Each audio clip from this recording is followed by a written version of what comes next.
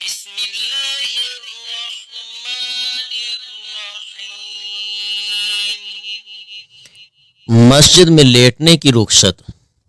اکثر لوگ سوال کرتے رہتے ہیں جی مسجد میں لیٹ سکتے ہیں کہ نہیں لیٹ سکتے، اور لیٹے ہوں کو دیکھ کے کئی فتوے لگانے شروع کر دیتے ہیں کہ یہ مسجد میں آرام کر رہا ہے، یہ کوئی ہسپتال ہے، یہ ہے وہ ہے فلاں ہے فلاں ہے۔ پیارے مسلمانوں، پیارے بہن بھائیوں، جو آپ وہ نوٹ فرمائیں، اگرچہ مساجد اللہ کا گھر اور عبادت کی خاص جگہ ہیں، تاہم شریعت نے رخصت دی ہے کہ بوقت ضرورت اس میں لیٹا اور سویا جا سکتا ہے، اجازت ہے۔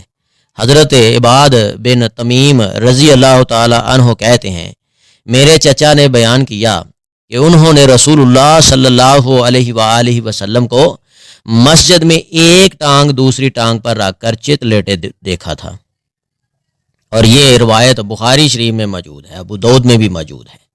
مریض کے لیے مسجد میں خیمہ وغیرہ لگانے کی رخصت۔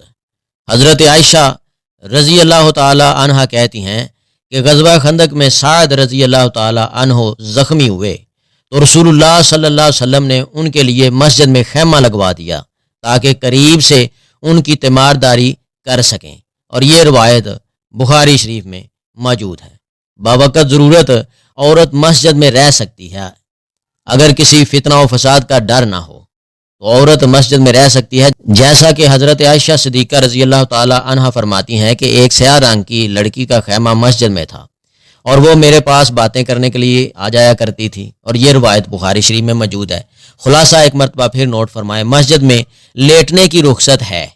نبی کریم صلی اللہ علیہ وسلم بھی مسجد میں لیٹ جایا کرتے تھے، اور دیگر صحابہ سے بھی یہ بات ثابت ہے۔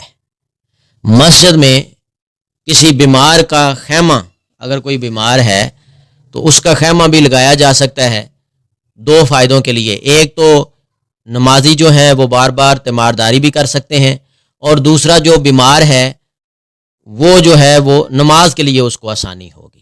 عورت بوقت ضرورت مسجد میں رہ سکتی ہے اگر کسی فتنہ فساد کا ڈر نہ ہو۔ اللہ تعالیٰ اس باریک بینی کو سمجھنے کی، اس کے اوپر عمل کرنے کی توفیق عطا فرمائے۔ اگر آپ کو اس ویڈیو سے دینی فائدہ ہوا ہے تو حق بنتا ہے کہ آپ اس اسلامی چینل کو لازمی سبسکرائب کر دیں، لائک کریں اور کمنٹ میں اپنے خیال کا اظہار کرنا مت بھولیں۔